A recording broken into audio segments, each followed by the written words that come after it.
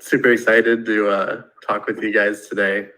Joined on the stage today with Kain from former benevolent dictator of Synthetix and currently working on Aalen. Stani from Aave, of course, also contributing over at Lido DAO, Lido DAO, and Metacartel, I believe. And then Konstantin from Lido. And today we're going to be talking through just DAO governance and treasury management, and specifically the challenges related to those. So I know myself personally, previous to joining 1KX, I helped out at a variety of DAOs, helping to set up treasury management programs. Personally, too, I've written quite a bit on the topic of governance, and I find the entire thing fascinating from a DAO perspective, just given it's almost like we're watching hundreds of years of political philosophy unfold at like pretty breakneck speed. So that being said, I think it's not recognized enough sometimes how much DAOs could learn from history. They're definitely not isolated from history or some of those challenges that we've faced in organizational structures and governance in past. So that being said, I kind of wanted to cue in on governance first and foremost, and just figure out which areas you guys feel are particularly challenging for DAO governance today. If there's one core challenge maybe you could identify that you think DAOs are in need of addressing, or it isn't being talked about enough with regards to DAO governance kind of broadly. So maybe I'll start there. Kain, you want to start with that one? Yeah, sure. So I think that when most of us started working in the space, the tooling was not really there. I kind of come back to Aragon though, right? Like, when I was getting in the space, the project that I was most excited about was maybe like some prediction market stuff, so Gnosis style things, and then Aragon. I still remember watching that Aragon video that they put out. It's like the Mac 1984 video that was like super well produced, and it like brought a tear to my eye. But unfortunately, I think the problem for Aragon is they were building in a vacuum. There was nothing to govern, right? So they had to kind of imagine what people might need in the future to kind of govern these DAO structures, and there wasn't really too much in the way of practical things to govern.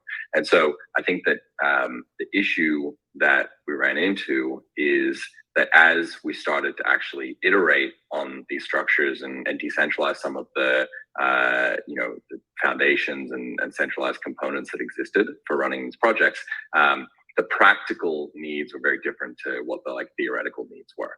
And so things like everyone using Gnosis Safe as a multi-sig, store all their assets, right, was not what everyone kind of expected to happen. But I think that's just kind of the way that the space has evolved. And then even things like Snapshot, right? As voting became more and more expensive, we needed off-chain ways to aggregate choice and things like that. So I think we've seen sort of organic tools emerge, but most of them have been sort of off-the-shelf things that existed that people have picked up to kind of utilize, because they desperately needed some tool at that time. And I think that the next generation of DAO tooling is going to be maybe a bit more well thought out, and people will kind of have actual use cases from live DAOs and specific needs that they're trying to solve for, that'll make things much easier for people who are building DAO tooling. That makes sense. Stani? Yeah, it's actually quite interesting because yesterday there was one community member, actually two community members in the other community. They created a proposal on improving the governance and from version 2 to version 3, and some of the things are kind of like what Kay mentioned as well. So, for example, that you can actually vote on a layer 2, and there's this kind of optimistic voting with snapshots. So you have similar user experience as you have with Snapshot, meaning that voting becomes very easy, cheap, and the execution ends up on chain. Essentially, what what you kind of like improve there is the user experience, but the cost of participation. And kind of like, I think like it's so important now because as you know, the gas prices increase, like less and less people care about voting, and the community starts to trust on the major stakeholders to basically vote there. And I think like the next thing also is, I would say where regarding DAO tooling is simply like the actual distribution and voting experience. So for example, like what is the user experience, but also like where you can actually vote. So if you have to go specifically to a user front end online on desktop and spend the time and going there and reading stuff and voting, it's also like challenging. Like I think like one of the areas where if you want to improve the governance part of the Web3 is that's like how do you actually improve the messaging, the communications about what people are voting, and also how you bring that voting activity closer to the users. And I think that plays kind of like a quite big role. And I think it's still a bit undermined in the sense that like when you look at all of the proposals that are going in governance, they're quite technical, and how do you like take a technical vote and make it very simple, understandable to wider governance space and make it easy to make a decision, because it's very hard to make a decision when you're kind of like you have a vote which is very technical. So I think it's also like kind of like the user experience is not only like improving the technicalities, but also improving the messaging of the proposals and making it more human readable, understandable. I think those are interesting parts. That makes sense. And Konstantin? Yeah, first of all, I want to say that we're in blue ocean, like it's a new field and it's only the early days. So I am agree with like Kain here that he said that, I mean, first of all, we need to build all these pieces. And I mean, for example, each DAO tried to, and first of all, like all these frameworks were theoretical. I think Compound was one of the first that tried to build what they need, and also what they need from legal framework, what they need from governance framework. And the topic is complex because, we need effectively manage the new type of companies, organizations, and it's complex because it should be decentralized from one side. If it's not decentralized, then it's traditional company. And traditional companies are pretty effective. They did this management, they did C-level, all this organizational structuring, and I mean, they're pretty effective. And we try to do something new, and we try to engage community here, and it's difficult. And I think now it's early days, and we don't have a lot of good examples how to manage DAO. And evolution is doing, like it's not immediate thing. So Kain is building one stuff, Stani is another. We also collaborate together to build it, like to build new tooling, to make proposals. For example, Lido DAO will make a proposal to Aave this week to onboard stakees. And it is complex. Why? Because first of all, you need to develop a piece of code, because what is usually like DeFi governance, it's usually about execution of smart contracts. It's not a traditional, like a decision that you just made, but usually it's to add new function or like change some smart code. And also you need not only like to vote for it, sometimes you need to deploy smart contracts, sometimes you need to develop it. And the time to go to this voting, for example, in case of Aave voting, it takes months because we need to make audits, we need to speak with the community, and and I think the biggest goal here is to work on tooling that make it more simple and like more understandable And if you did something already, for example, what we do in Lido, we work on easy track motions. What does it mean? That if you have some voting that's happening every day, for example, or every like 2 weeks, then you can optimize it, and do it and you can vote not by big amount of stakeholders, but you can, for example, pre-vote it. And if it's the same event, then you can just, if nobody voted, for example, then it's passed. So, and we developed easy tech motions, for example, for node operation. When node operators need to increase staking limits, they just can make a proposal, and it's automatically accepted if nobody voted against. And so I think we will see a lot of different primitives, and I hope that some big DAOs will work on the same frameworks, to make a standard, and it will be much more easy to launch. And we already see it in the market, like a lot of people work on Compound, some people work on Aragon DAO framework, and then it will be more simple, but it's a long way to go there. And I think the biggest challenge here is that we need to be effective, and to be effective, we need to make it simple. And to make it simple, I think it's just we need time, where each team do some work around their DAO and find the best practice. And when we have the best practice, then we can reuse it. For example, look what Synthetix or Aave did and do the same. This is the most simple way, for DAOs. Yeah, that makes sense. And I feel like you guys hit on a couple particularly present points, like around like scalability versus resiliency. I know that's a common challenge for decentralized organizations. Voter apathy and voter participation, or Stani alluded to like friction in the voting process, always kind of like hindering what's already lackluster turnout on some of these votes. I know, like, for instance, with Synthetix, you guys explored using a more delegative model of democracy as opposed to like a direct democracy, I guess you could say. Do you guys have any advice for like new builders kind of navigating this dilemma of scalability versus resiliency? Any thoughts or suggestions for like a new builder trying to set up a DAO and decide on these types of governance processes?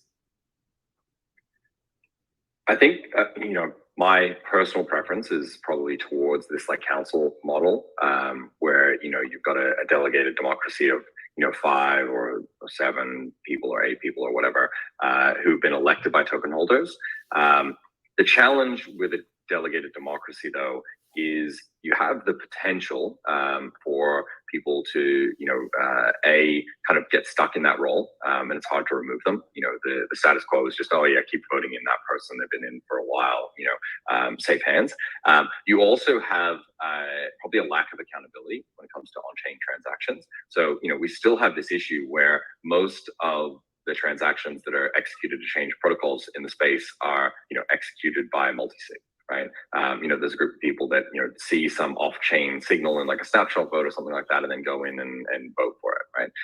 And actually execute the transaction themselves. But there's a measure of discretion there, which is dangerous, which means that token holders ultimately don't have control over, exactly what's happening in the protocol.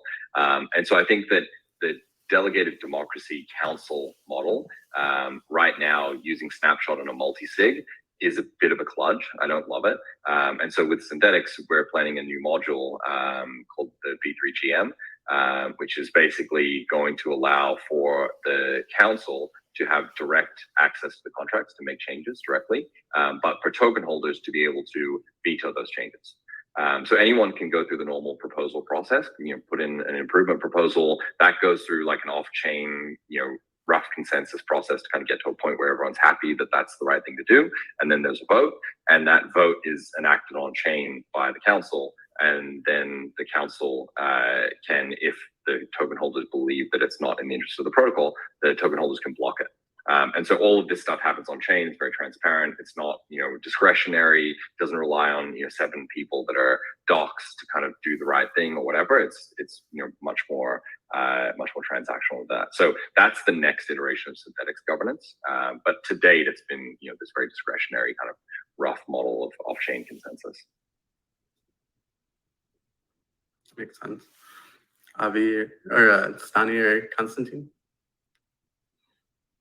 Oh, I would say that I really like the both of the models where you have the kind of like a delegated democracy, but also like I feel like it's somewhere in between, like having these two models working kind of like together, because like I think like voters should definitely have all the tools that they can make these decisions by themselves, and that increases decentralization from one perspective. But also like I think like making like governance very much efficient is about making those processes very, I would say, kind of like professional. And I like, for me there's two type of like governance. There's politics, and there's just like getting shit done.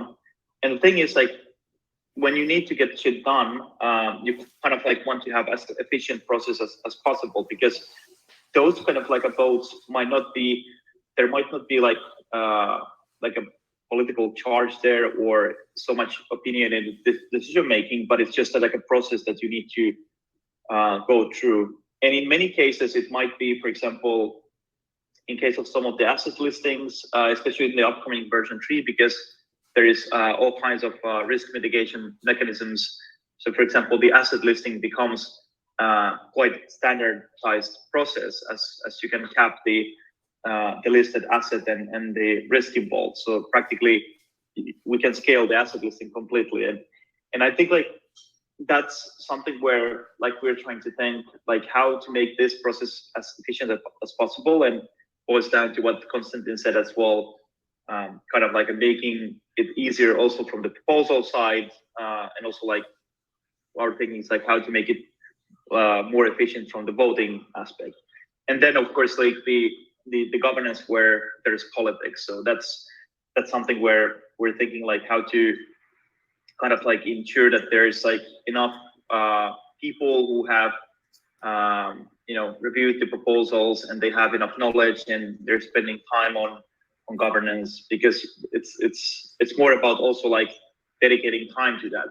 So I think like the delegated model works very well here, because you have people that are spending time, and then you trust these people to make decisions for you. And I think Kain said it quite well, like what kind of like issues there should be. So it's very like difficult to see like which model or what kind of combination will work well for the Aave community. Yeah, for example, my opinion feels that it's better to don't have governance at all. So if you can make a protocol autonomous, do it.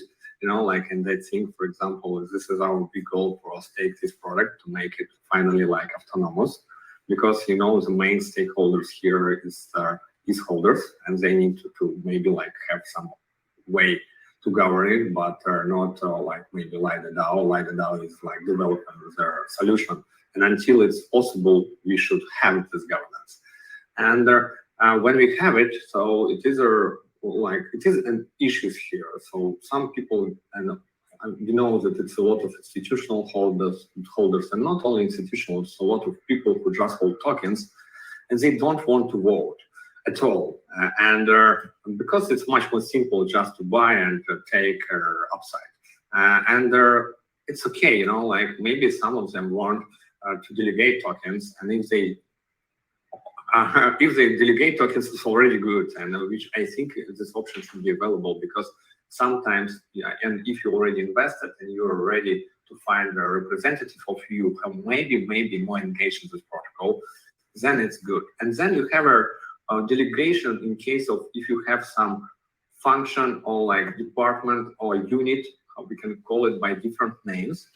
I call it some governance group. When you have for example, grant program, and you have a multi-sig or something like that, then you can vote and give some, like permission, some, like obligations, or give some function to this team, and so also delegate it, And if this team work well and they have some limits, for example, they can spend like $300,000 per month on grants, and you see the result, so the damage to their DAO is not so big, and you delegate the function, so they can be responsible for that.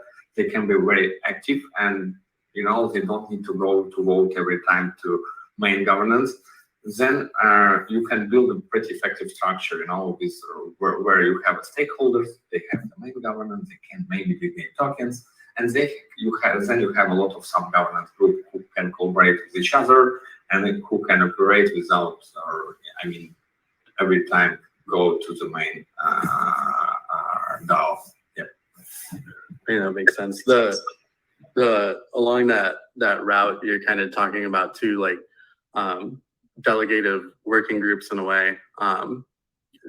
With working groups, sub-DAOs, bounties, these all kind of being like methods of organizing the DAOs. So obviously there's like the governance as like a voting mechanism, and then there's governance as like an organizational structure.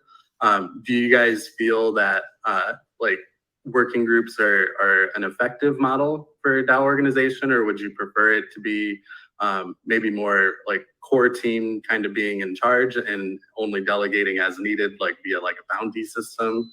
How do you guys kind of think through setting up a DAO from like an organizational standpoint?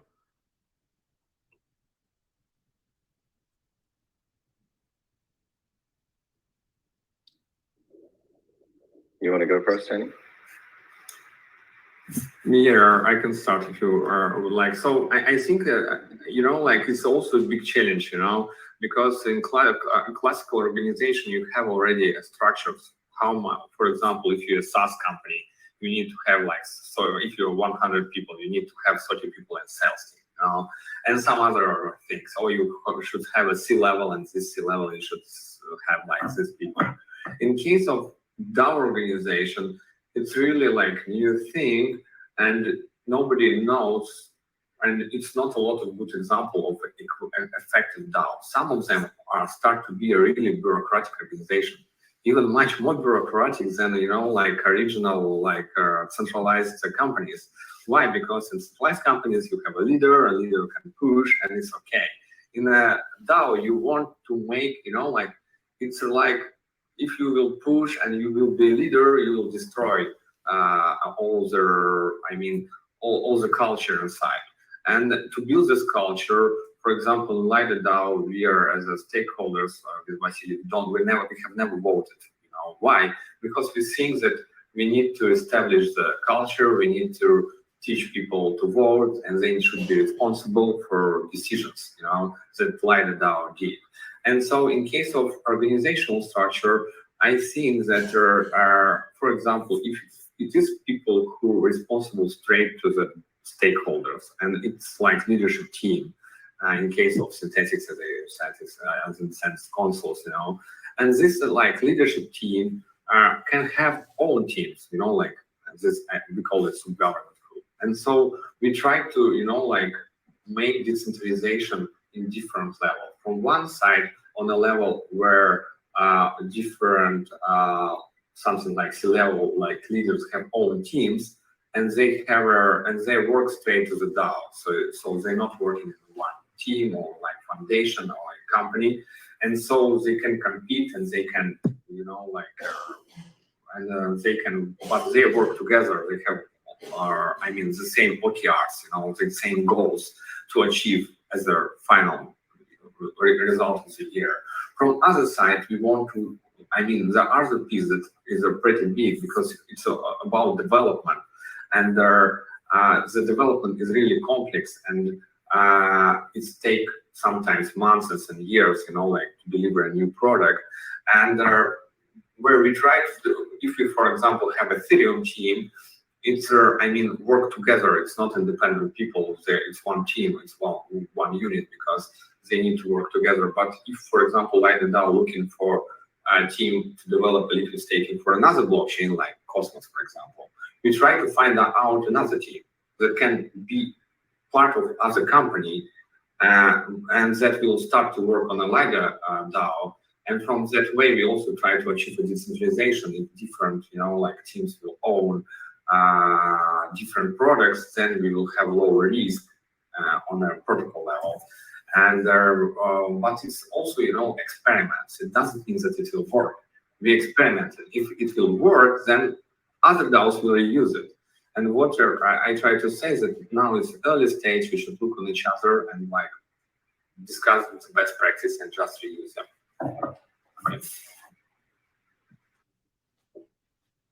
Anything to add there, Kain or Stani?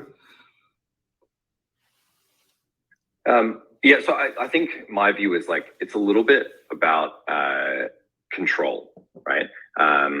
So Konstantin mentioned like you have these hard problems, right? Engineering problems that people need to actually do. Like, someone needs to be sitting there and looking and writing code and testing and, going through a whole development cycle of how you do things.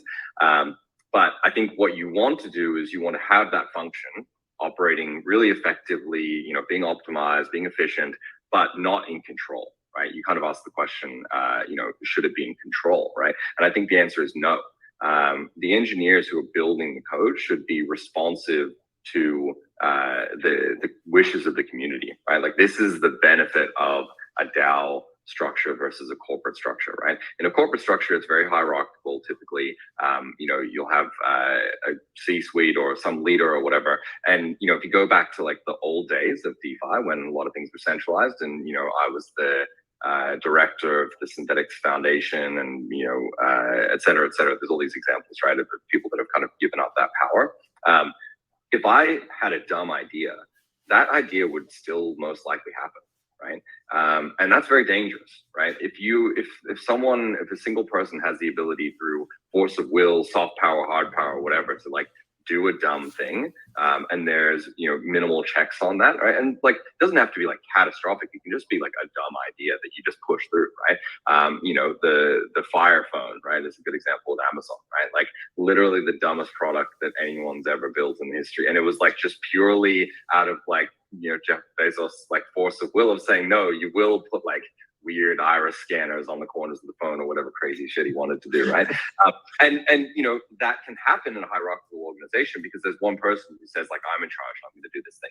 When you have a community driven, organic, very flat structure, you introduce inefficiency, but you also get the ability to kind of have these self-checks, right? Where it becomes this kind of organic thing and dumb things happen less often, right? Typically, because there's a little bit more overhead, right? And sometimes that's, a bit more bureaucratic, but oftentimes it's just debating out in the open and like really kind of getting into the meat of the issue and seeing like, what is the optimal solution for this thing? And it might take a little bit longer to debate that and be transparent and be out in the open about it. But oftentimes, in my experience with Synthetix, we arrive at a better conclusion than you would otherwise, do. You might have to like do the dumb thing and then do another dumb thing and another dumb thing and like iterate towards it. Whereas when you have this much more open structure, I think you arrive at a better conclusion, oftentimes, faster and with less, dead ends and what have you.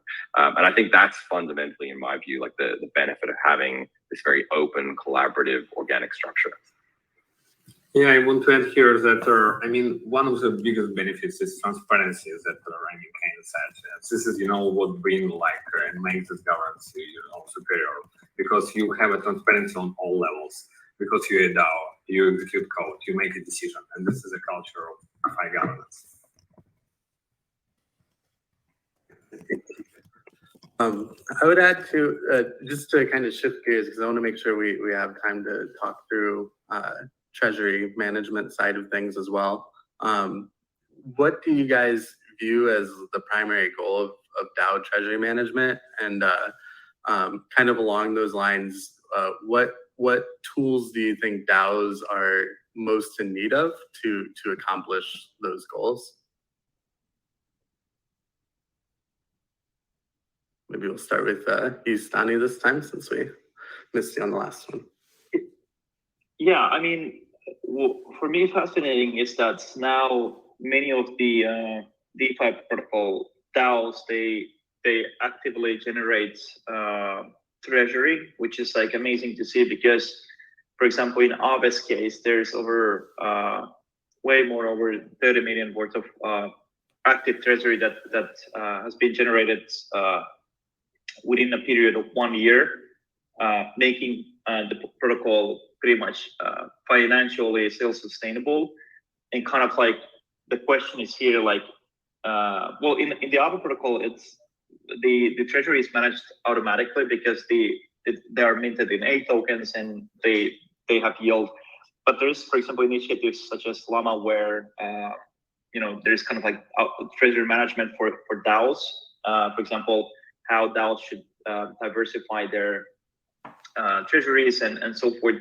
For me, it's kind of like more of a question also, like what these DAOs should do with their treasuries. Like, should they actually like optimize in terms of yield, or should they put back into the work into the protocol, or maybe something more novel for the Web3 community and actually distribute those some of that treasury to the holders. Like there's a bunch of things that kind of like is in discussion, but also like we're still super early to think like what could be done. And I think like I've seen a lot of tendencies where, you know, these DAOs are starting to grab a bit more governance power from other protocols, so that there is treasury to participate in decision making in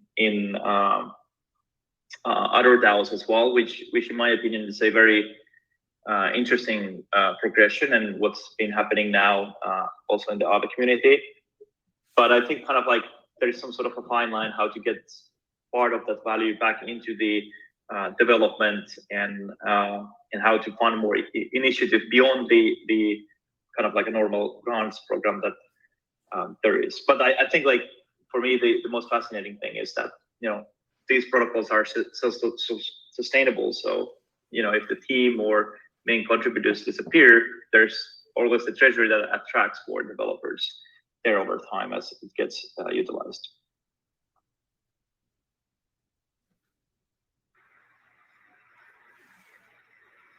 Yeah, so my opinion, you know, like first of all, we saw a lot of DeFi protocols that, you know, like don't try even to have a treasury. You know, they just give all the funds that they have, all their revenue to, you know, like stakeholders, and it's look like they're in some way not, you know, like maximize of growth, but from other side, you know, like I mean, it's a short-term, I think,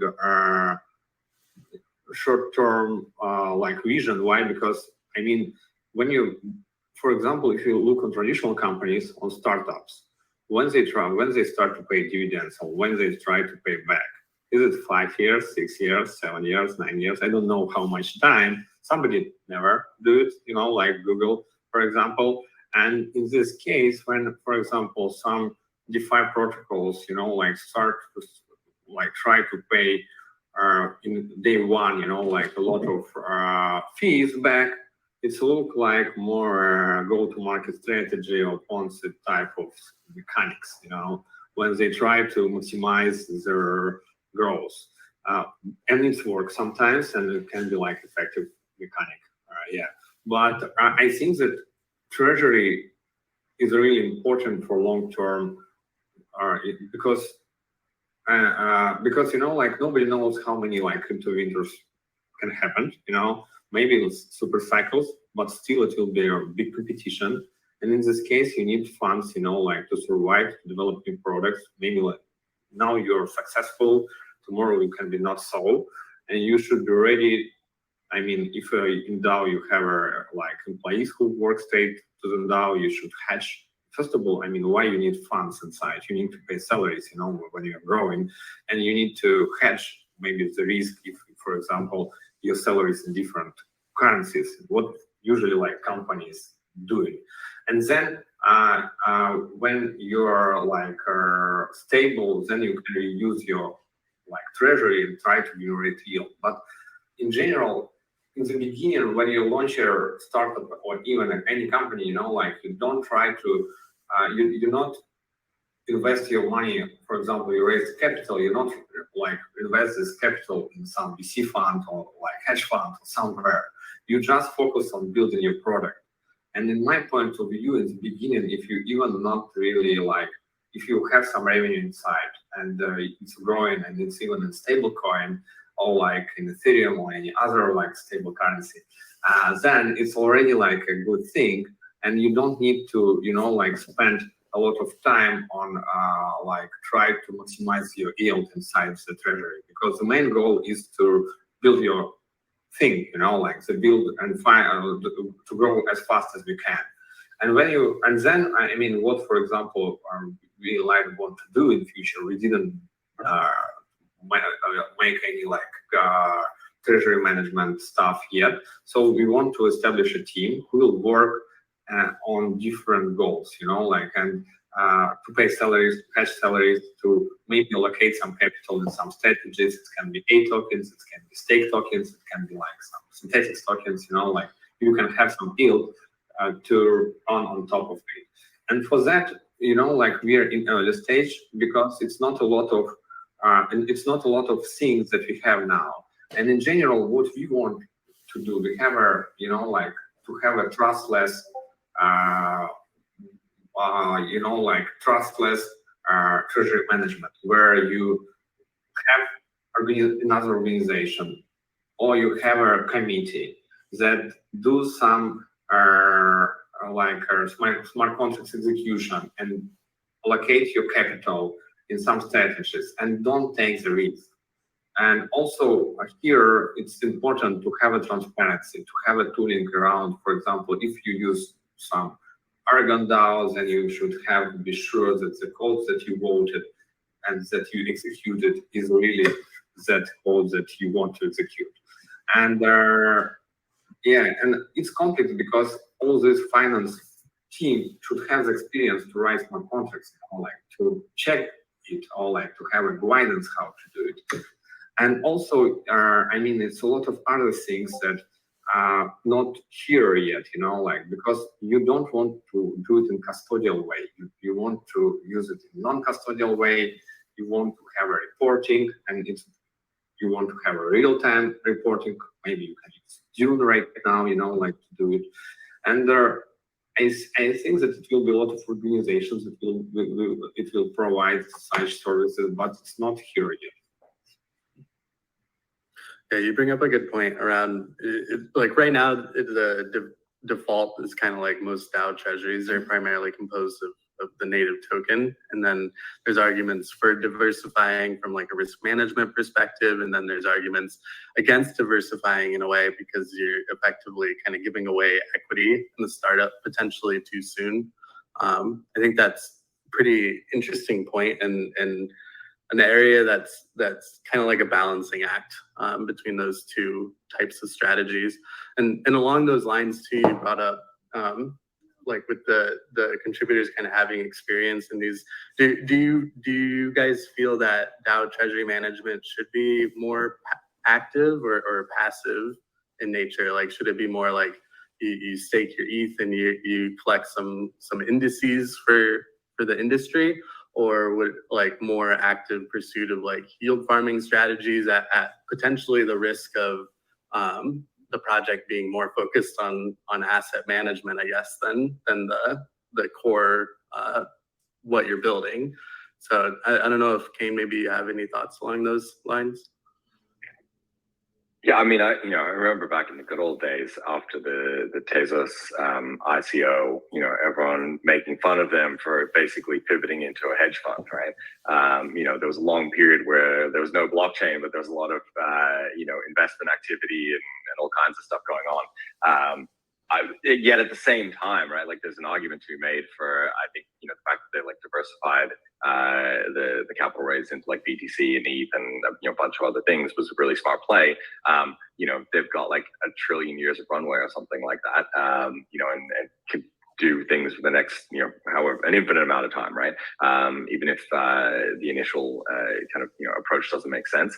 In like TradFi, that's not really considered a good idea, right? Like the idea is that you like raise enough money to do the idea that you're proposing, and if that doesn't work, then you shut the thing down, and if there's anything left, it goes back to investors and you kind of move on, right? But I think the situation that we're in now with DAO treasuries is a little bit different because, again, to your point, most of them are in the native token. They're not super diversified. Maybe there's like 10 or 20% in alternative assets or whatever. I think that's mainly due to the fact that a lot of the tokens have appreciated in value, significantly, and maybe the stable assets that were initially raised, were kind of held there. So I do think that there is ultimately the obligation of continuity. I think we've kind of just accepted that that's what we're doing, in spite of the fact that people thought that what Tezos was doing was a bad idea. I think the world has kind of shifted to this idea of Treasury should be actively managed. You should be trying to generate yield, trying to, generate returns for the purpose of continuity of the DAO in perpetuity, which is an interesting dynamic. I think that the market sentiment has really shifted there. And if that's the case, then I think you do have an obligation to be actively managing the treasury. You can't just kind of sit on it and hope. Makes sense. And Stani, you mentioned, Can I add here? Yeah. So I remember my first startup in crypto in 2014 when we launched something like CoinMarketCap and we raised 100K of USD. And there wasn't successful developers, and our startup didn't, find a lot of users.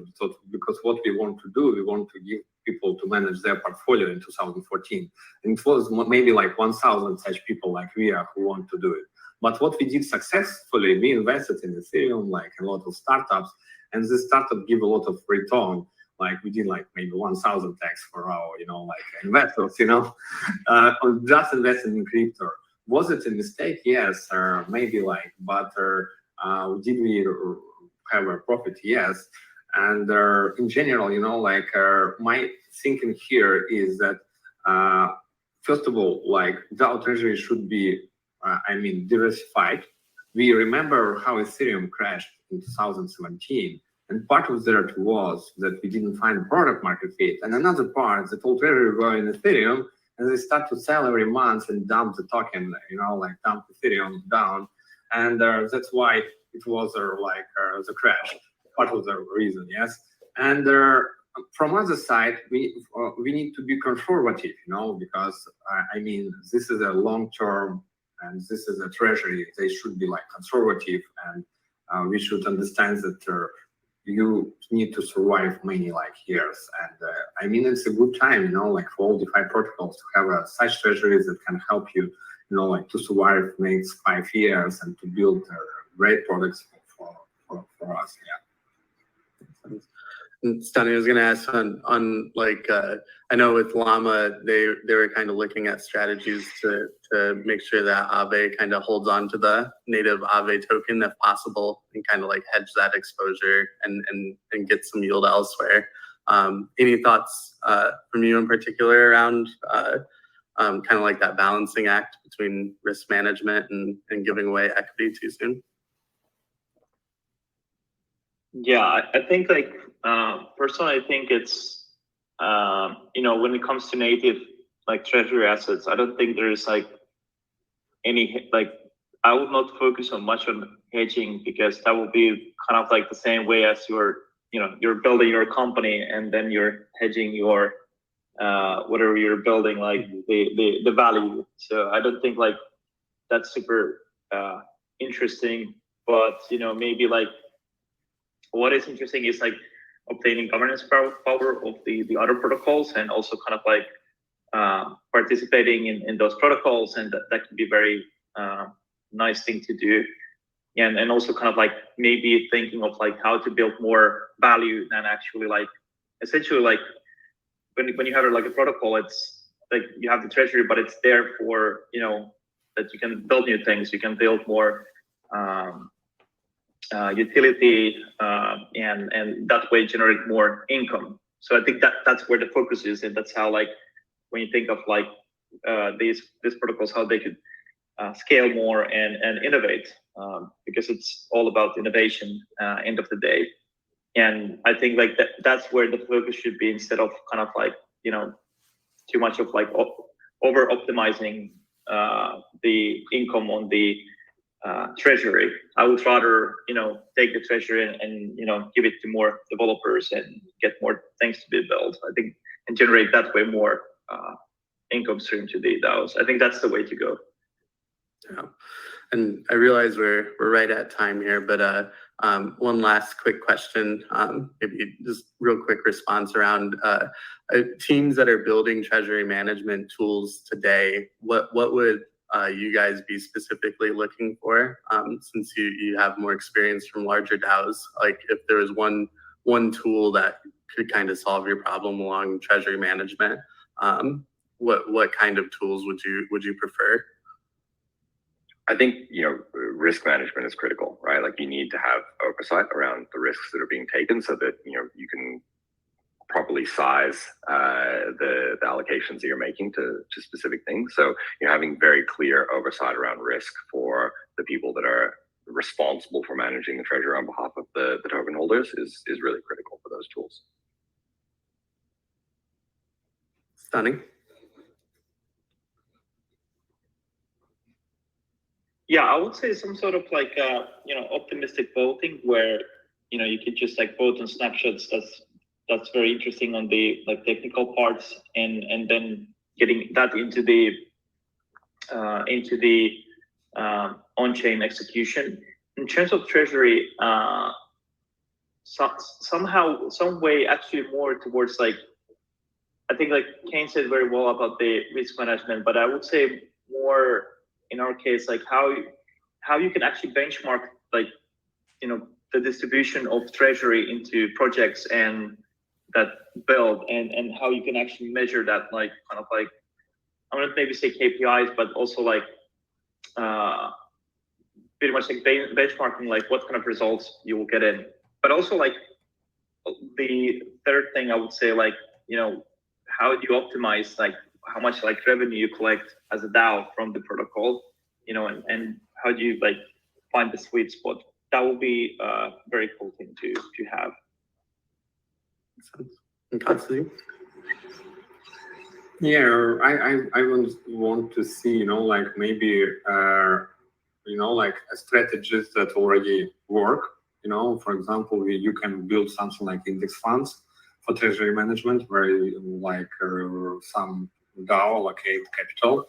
And I think it's already done partly. It's not maybe used and not really popular, but you can just, for example, build 2, 3, 4, 5 strategies and show the performance, and go to the DAO and say, guys, you can just like put your, don't use your treasury and stay in USD or like in your own token, or you can use our like ready solution, and this is the track record, and this is the risk that you have, because I'm agree that risk management is the most important, because DeFi still has a lot of risk, especially smart contract risk, and this is in case of treasury, this is the most important thing.